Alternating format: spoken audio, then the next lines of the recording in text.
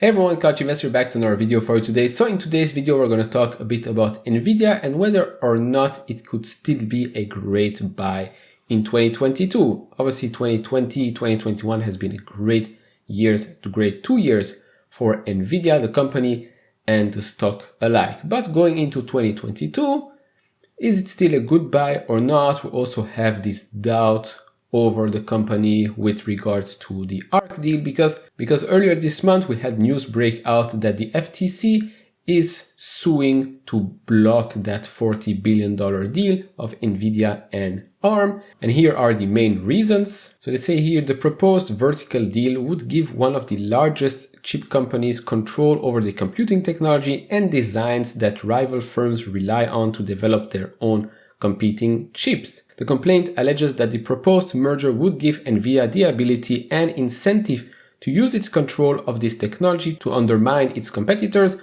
reducing competition and ultimately resulting in reduced product quality, reduced innovation, higher prices, and less choice. Also, the ARM acquisition was already announced a little over a year ago, so it has taken some time. Obviously, $40 billion is not a small amount, but the longer this drags on, the less chance I give it to go through. And if it does go through, maybe in 2022, I would assume there are some specific rules attached to that acquisition that probably they have stated in their statement, whether they can have full control of ARM, they will have to let competitors continue to use ARM as nothing happened, etc. So if you're basing your investment on the fact that Nvidia will acquire ARM, maybe now is not the best time to buy Nvidia stock. But let's see what happens in 2022. Regardless of this deal, Nvidia is still an amazing business, and we're going to talk about the two most amazing parts going forward, which are Omniverse, the professional visualization, and data centers. I'm going to touch on some things that were mentioned during the earnings call, and then let's conclude this video. But first, I'd like to ask you, if you haven't subscribed to this channel, maybe hit that subscribe button if you like these videos. I'm trying to reach 20,000 subscribers by the end of the year, so I would really appreciate it if you hit that red button. It's free, and you can always unsubscribe later. And I want to thank The Motley Fool for sponsoring this video. The Motley Fool is a company that provides investing insight and stock recommendations for investors of all skill sets and risk levels. You all know how much I love researching new stocks and trying to find the next best investment. So I'm proud to partner with The Motley Fool to bring you 10 free stock picks from their popular product, Stock Advisor. Now, Stock Advisor has beat the market by more than 4x. So all you have to do is go to fool.com/couchinvestor to get your free 10 stock picks now. Alright, so let's talk about the two most interesting parts of the business, and to me the most interesting part, which is Omniverse. I talked about this a couple of times on this channel. If you want to check it out, video in the top right corner. So let's maybe go a little bit back to their last quarterly earnings and see how well each segment has performed. So the gaming segment came in at $3.22 billion, data center 2.93, which was up 55% year over year, gaming was up 42%, professional visualization was up 144% year over year, came in at $577 million.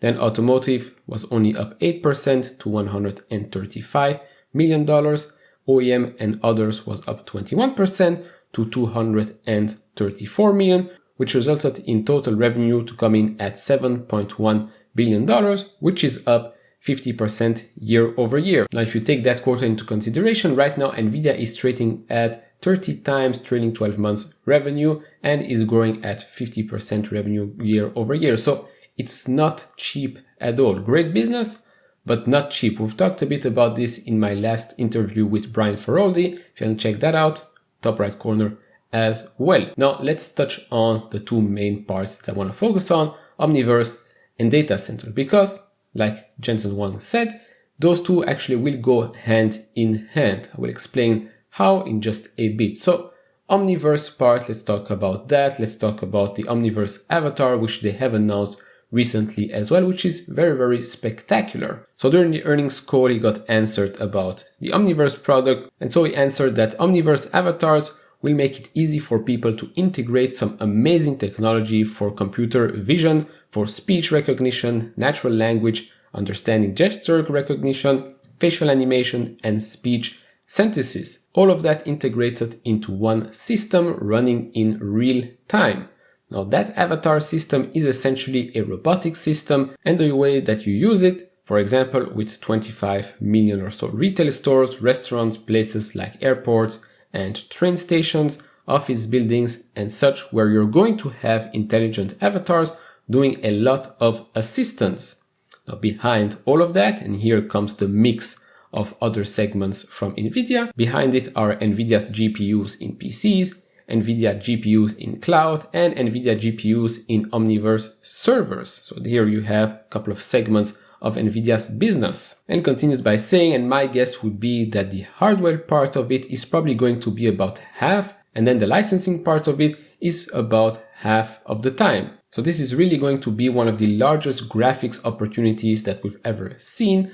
I think Omniverse Avatar is going to be a really exciting driver for enterprise next year, and so next year is going to be a pretty terrific year for data centers. Also, Omniverse is a subscription product, so it should translate in some great future revenue streams. Also, according to the new worldwide artificial intelligence spending guide from International Data Corporation, this was announced in August, the global spending on AI systems will jump from $85.3 billion in 2021 to more than $204 billion in 2025. The compound annual growth rate for 2021 to 2025 period will be 24.5%. Now don't get me wrong, the gaming segment of the business will still be very significant to the company's growth in the future, but you will see data centers and especially professional visualization be a much bigger part